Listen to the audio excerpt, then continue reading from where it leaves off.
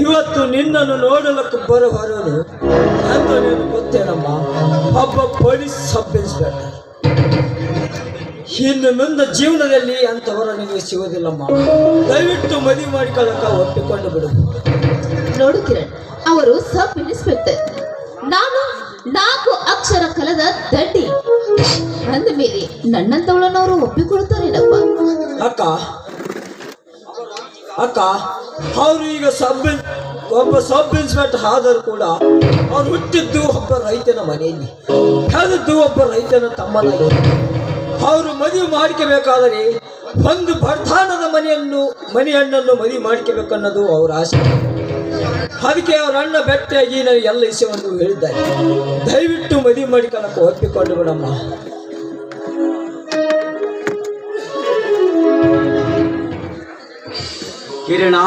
ಕಿರಣ ಓಹೋ ಅಕ್ಕ, ಅವರೇ ಬಂದರು. ಬನ್ನಿ ಸರ್, ಈ ಕಡೆ. ಕಿರಣ, ಇದೇ ಮನೆ ನಿಮ್ಮದು? ಹೌದು ಸರ್, ಇದೇ ಮನೆ ನಾನು. ಬಡತನದ ಪರಿಸ್ಥಿತಿ, ಮನೆ ಚಿಕ್ಕದು, ನಿಮಗೆ ಹಾಕಿ ಕುರ್ಸಕ್ಕೆ ಕುದ್ದಿ ಸಹ ನಮ್ಮ ಮನೆಗೆ. ಕಿರಣ, ಮನೆ ಚಿಕ್ಕದಾದರೂ ಮನ ದೊಡ್ಡದೈತಲ್ಲ, ಅಷ್ಟೇ ಸಾಕು. ಹಾ, ಇವಳೇನಾ ನಿಮ್ಮ ಅಕ್ಕ? ಹೌದು ಸರ್, ಇವಳೇ ನಮ್ಮ ಅಕ್ಕ. ಈ ಥಂಡಿಯಲ್ಲಿ ಬೀಸೋ ಗಾಳಿಗೆ ನನ್ನ ಅಕ್ಕಳ ಕೈ ಕಾಲು ಹೊಡೆದು ಮಕ ಕಪ್ಪಾಗಿದೆ. ಬೇಕಾದಂಥ ಕಿರುಮಣ್ಣು ತಂದು ಹಚ್ಚಿಕೊಳ್ಳಕ್ಕೆ ನಾವಂತ ಶ್ರೀಮಂತರು ಅಲ್ಲ. ಅದಕ್ಕೆ ಈ ಬಡವ ಅಕ್ಕನ ನಿಮ್ಮ ಮನಸ್ಸಿಗೆ. ಕಿರಣ, ನಾನೇನು ನಿಮ್ಮ ಅಕ್ಕನ ಕೈ ಕಾಲು ಹಿಡಿದ್ವೆ ಇವಳು ಮನಸ್ಸಿಗೆ ಬಂದಿದ್ದೆ ಅಂತ ನಾನು ಹೇಳಿದ್ದೀನ? ನನಗೆ ಬೇಕಾಗಿರೋದು ಬಡತನದ ಹೆಣ್ಣು, ಮಾನವಳ ಮನೆತನದ ಹೆಣ್ಣು. ಅಂತ ಹೆಣ್ಣು ನಿಮ್ಮ ಅಕ್ಕಂತ ಗೊತ್ತಾಯ್ತು, ಅದಕ್ಕೆ ಬಂದಿ. ಹಾ, ಥ್ಯಾಂಕ್ ಯು ಸರ್. ನಾವು ಬಡವರೇ ಆಗಿರ್ಬೋದು, ನನ್ನ ಅಕ್ಕಳ ಗುಣ ಬಂಗಾರ ಸರ್. ಬಂಗಾರದಲ್ಲಿ ಸ್ವಲ್ಪ ಕಸರು ಸಿಗಬಹುದು, ಆದರೆ ನನ್ನ ಅಕ್ಕಳ ಗುಣದಲ್ಲಿ ಅಂತ ಕಪಡತನ ಯಾವತ್ತಿಲ್ಲ. ನನ್ನ ಅಕ್ಕಳ ಕೈ ಹಿಡಿಯಲು ನೀವೇ ಭಾಗ್ಯವಂತರು ಸರ್, ನೀವೇ ಭಾಗ್ಯವಂತರು. ಹಾ ಸರ್, ಒಂದು ಸ್ವಲ್ಪ ಹೊತ್ತು ನನ್ನ ಅಕ್ಕಳ ಒಡನೆ ಮಾತನಾಡ್ತಿರು. ನಾನು ಈಗಲೇ ಅಂಗಡಿ ಹೋಗಿ ಏನಾದ್ರು ತರುತ್ತೇನೆ. ಆಯ್ತು ಕಿರಣ, ಬೇಗನೆ ಬಾ.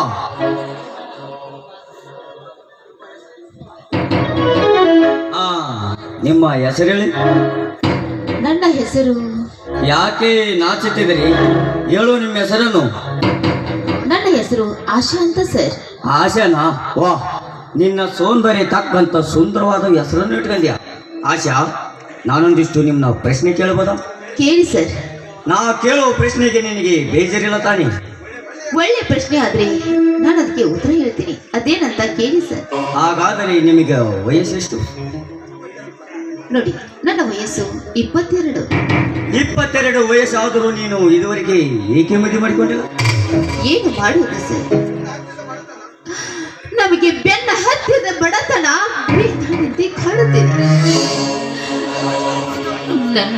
ನಾವು ಇಬ್ಬರು ಚಿಕ್ಕವರಿದ್ದಾಗಲೇ ನನ್ನ ತಂದೆ ತಾಯಿ ವಿಧಿ ವಂಶರಾಗಿ ತೀರಿಕೊಂಡು ಹೋದರು.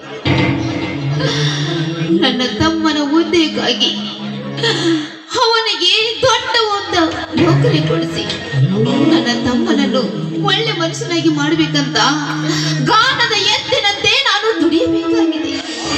ಅದಕ್ಕಾಗಿ ನಾನಿನ್ನು ಮದುವೆ ಮಾಡಿಕೊಂಡಿಲ್ಲ ಸರ್, ಇನ್ನು ಮದುವೆ ಮಾಡಿಕೊಂಡಿಲ್ಲ. ಇದು ಏನು ಆಶಾ? ನಾನು ಇದುವರೆಗೆ ಏಕೆ ಮದುವೆ ಮಾಡ್ಕೊಂಡ್ರು ಅಂತ ಒಂದು ಪ್ರಶ್ನೆ ಕೇಳಿದ್ರು ನಿನ್ನ ಮನೆ ಕಥೆಯಲ್ಲ ಹೇಳ್ತಿಲ್ಲ. ವಾ, ಚಲವತ್ತ ಹೆಣ್ಣಂದ್ರೆ ನೀನು. ನಿನ್ನಂತ ಹೆಣ್ಣಿನ ಕೈ ಹಿಡುವ ನಾನೇ ಧನ್ಯ. ನೋಡು ಆಶಾ, ನಿಮ್ಮ ತಮ್ಮ ಒಂದು ಕಾಸು ವರದಕ್ಷಿಣೆ ಉಪಚಾರ ಕೊಡೋದು ಬೇಡ, ನಿನ್ನನ್ನು ನನಗೆ ದಾರ ಎರೆದು ಕೊಟ್ಟರೆ ಸಾಕು. ಆಶಾ, ನಾನು ಇನ್ನೊಂದು ಪ್ರಶ್ನೆ ಕೇಳಬಹುದಾ ನಿಮ್ಮನ್ನ? ಕೇಳಿ ಸರ್. ಅದೇನಂತ? ನೀನಂತ ನನ್ನ ಮನಸ್ಸಿಗೆ ಬಂದಿದ್ದೇನೆ, ನಾನು ನಿಮ್ಮ ಮನಸ್ಸಿಗೆ ಬರಬೇಕಲ್ವಾ? ಅದಕ್ಕೆ ನೀವು ನನ್ನ ಮನಸ್ಸಿಗೆ ಬಂದಿದ್ದೀರಾ ಸರ್? ಹಾಗಾದರೆ ಈ ಹೂಗಳನ್ನು ನಿನ್ನ ಕೈಯಲ್ಲಿ ಕೊಡಬೇಕು ಅಥವಾ ನಾನೇ ಮುಗಿಸಬೇಕು? ನೋಡಿ, ನೀವೇ ನನ್ನ ಪಾಲಿನ ದೇವರಿರುವಾಗ ನಿಮ್ಮ ಕೈಯಾರೆ ನನ್ನ ಮುಡಿಗೆ ಮುಡಿಸಿದ್ರೆ ಅಷ್ಟೇ ಸಾಕು. ನೀವೇ ನಿಮ್ಮ ಕೈಯಾರೆ ನನ್ನ ಮುಡಿಗೆ ಮುಡಿಸಿ. ಹೌದಾ?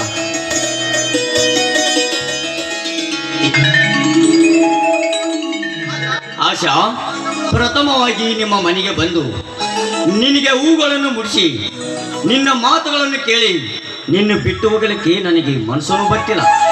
ಅದಕ್ಕೆ ಒಂದು ನೆನಪಿನ ಕಾಣಿಕೆಯನ್ನು ಕೊಡ್ತೀಯಾ? ನೆನಪಿನ ಕಾಣಿಕೆ ಹಂಗಂದ್ರೆ ಏನು ಸರ್? ಸರ್ ಅನ್ನೋದು ಬಿಟ್ಟು ನಿನ್ನ ಕೈ ಹಿಡಿಯ ರಾಜನಿಗೆ ಒಂದು ಮುತ್ತಿಟ್ಟು ಆಡಿ ಕುಣಿಬಾರಿ ನೀ ಮನಸ್ಸು ಕೊಟ್ಟು.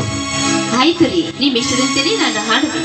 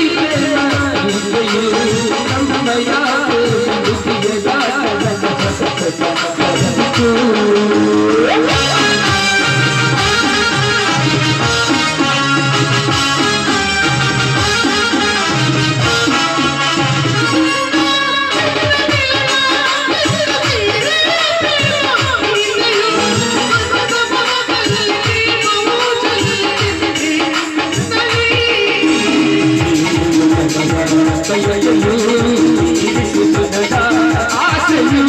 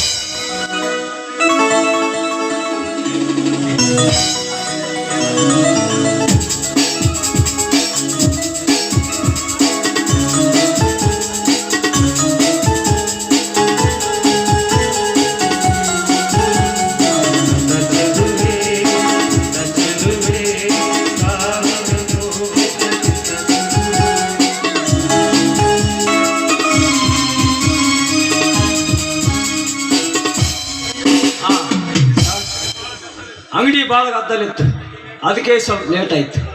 ಅಕ್ಕ, ಇದನ್ನು ತೆಗೆದುಕೊಂಡು ಬೇಗನೆ ಅಡಿಗೆ ಮಾಡಿಬಿಡಿ. ಸರ್ ಊಟ ಮಾಡ್ಕೊಂಡು ಹೋಗಿ. ಕಿರಣ, ಊಟ ಅಂತ ಕೂತ್ರೆ ನನಗೆ ಡ್ಯೂಟಿಗೆ ಲೇಟ್ ಆಗುತ್ತದೆ. ಬೇಕಾದರೆ ಏನು ಸಾರಿ ಬಂದಾಗ ಊಟ ಮಾಡ್ಕೊಂಡು ಹೋಗುತ್ತೇನೆ. ಹಾಂ ಸರ್, ನನ್ನ ಅಕ್ಕ ಅಡಿಗೆ ವಿಷಯದಲ್ಲಿ ಹೆಚ್ಚಿದ ಕೈ. 10 ನಿಮಿಷದಲ್ಲಿ ಅಡಿಗೆ ಸಿದ್ಧತೆ ಮಾಡ್ತಾಳೆ. ನನ್ನ ಅಕ್ಕಳು ಕೈ ರುಚಿ ನೋಡ್ಕೊಂಡು ಹೋಗಿಬಿಡುತ್ತೇನೆ. ಆಗಲ್ಲ ಕಿರಣ. ನೋಡಿ, ಬೇಗನೆ ಬನ್ನಿ. ಆದಷ್ಟು ಬೇಗನೆ ನಾನು ಅಡಿಗೆ ರೆಡಿ ಮಾಡ್ತೀನಿ. ಊಟ ಮಾಡ್ಕೊಂಡು ಹೋಗೋರಂತೆ. ಬನ್ನಿ ಬನ್ನಿ ಸರ್.